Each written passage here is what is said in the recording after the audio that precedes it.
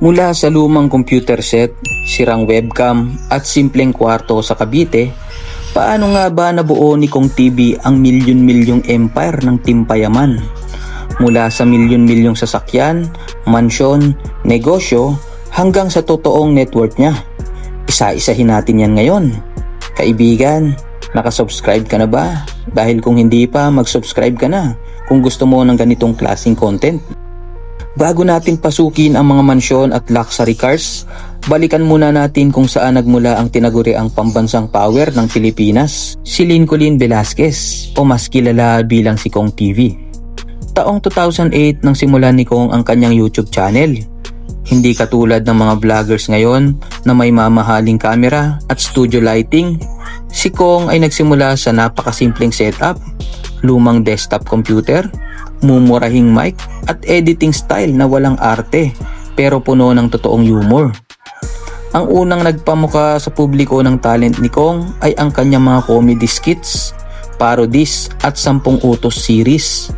Ngunit ang totoong nagpabago sa buhay niya ay ang kanyang authenticity. Hindi siya nagpanggap na mayaman. Pinakita niya ang totoong buhay ng isang simpleng Pilipino na nakikipagsapalaran. Dito rin nabuo ang Timpayaman, isang grupo ng magkakaibigan at pamilya na sama-samang nangarap mula sa ibaba. Sa bawat pagsikat ng linya niyang power at capacity, kasabay rin nito ang pag-angat ng kanyang buhay. At mula sa maliit na kwarto, napunta sila sa tinatawag ngayong Payamansyon. Pag-usapan naman natin ang mga bahay at ari-arian na naging simbolo ng tagumpay ng Timpayaman. Nagsimula ang konsepto ng Payamansyon sa isang inupahang malaking bahay kung saan sama-samang tumira ang buong grupo. Dito ginawa ang karamihan sa mga iconic vlogs na nagpa-trending sa kanila. Kahit upahan pa lang ito, milyon-milyong piso na ang ginagastos para sa maintenance at operasyon ng bahay.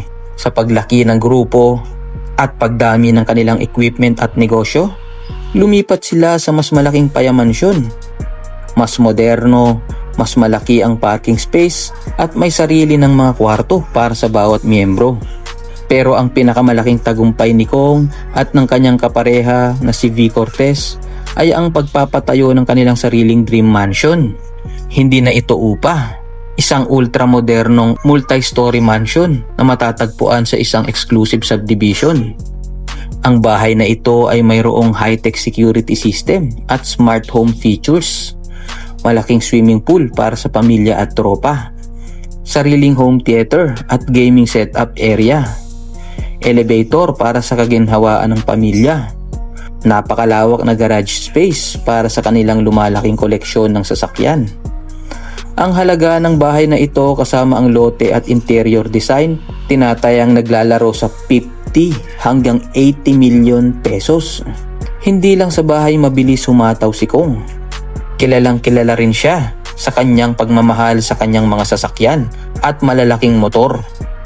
Balikan natin ang kanyang garahe, ang kanyang mga kotse. Unang-una ang Toyota Fortuner at pickup trucks, ang mga unang sasakyan na naging utility vehicles ng Timpayaman sa kanilang mga shoots at out-of-town trips. Pangalawa, ang Ford Mustang, isa sa mga pangarap na kotse ni Kong na nabili niya mula sa katas ng pagbablog. Isang muscle car na tunay na nagpalingon sa marami. Luxury SUVs at van para sa kaginhawaan ng kanyang pamilya, lalo na kina Kidlat at V. Bumili rin siya ng isang high-end family vans gaya ng Toyota Alphard at customs luxury vans na ginagamit nila sa pang-araw-araw. Ito naman ang mga motor at big bikes niya. Bukod sa kotse, certified rider din si Kong. Kasama sa kanyang koleksyon ang BMW GS Series adventure bikes na ginagamit niya sa mga long rides kasama ang Timpayaman motovloggers. Vespa scooters para sa casual rides sa loob ng subdivision. Harley Davidson na nagkakahalaga ng milyon-milyong piso bawat isa. Kung tutuusin, ang kabuuang halaga pa lang ng mga sasakyan at motor sa loob ng garahe ni Kong at V ay tinatayang lumalagpas na sa 30 to 50 million pesos. Ang tunay na sekreto kung bakit mananatiling mayaman si Kong TV ay dahil hindi lang siya umaasa sa YouTube AdSense. Isa siyang matalinong negosyante at investor. Unang-una, ang Team Payaman Fair, isa sa pinakamalaking bazaar at creator event sa bansa na dinudumog ng tensyonado at libu-libong fans. Dito nagtatagpo ang iba't ibang brands, content creators at fans sa isang napakalaking business ventures na kumikita ng milyon-milyon bawat event. Pangalawa, ang kanyang Kong Clothes at merch line. Ang official merchandise ni Kong TV tulad ng mga t-shirts, hoodies at accessories dahil sa milyon-milyong solid supporters o Kongdo, mabilis na nauubos ang bawat release ng kanyang merch. Pangatlo, ang V-Line Empire. Hindi natin pwedeng ihiwalay ang negosyo ng kanyang asawa na si V. Cortez. Ang V-Line Cosmetics, V-Line Skincare, TP Kids at V-Line Media Group ay malalaking negosyo na nag-aambag sa kabuuang yaman ng kanilang pamilya. Pang-apat, real estate at land investments. Matalino ring nag-iipon si Kong sa pamamagitan ng pagbili ng mga lupa at properties sa iba't ibang bahagi ng Luzon. Ang mga lupang ito ay tuloy-tuloy tumataas ang halaga bawat taon. Panglima, endorsements at brand deals. Mula sa malalaking telco companies, fast food chains, gaming brands, hanggang sa e-commerce platforms. Si Kong TV ang isa sa pinakamahal na brand endorsers sa Pilipinas. Ang isang sponsored post o video sa kanyang channel ay nagkakahalaga ng daan-daang libo hanggang milyon-milyong piso. Ngayon dumating na tayo sa pinakaabangang bahagi ng lahat. Magkano na nga ba ang kabuuang network ni Kong TV ngayon? Isama natin sa kwenta ang kanyang monthly YouTube AdSense earnings na tinatayang naglalaro sa 1 to 3 million pesos kada buwan base sa views. Ang mga multi-million brand endorsement deals, ang halaga ng kanyang dream mansion at real estate investments, ang luxury cars at big bike collection, at ang kita mula sa kanyang mga negosyo at merch sales.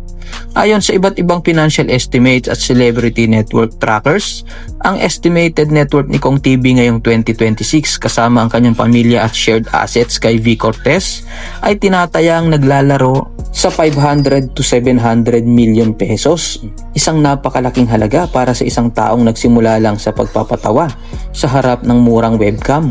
Napatunayan ni Kong na sa sipag, tiyaga at pananatiling nakatapak ang paa sa lupa, kayang-kayang baguhin ang takbo ng buhay.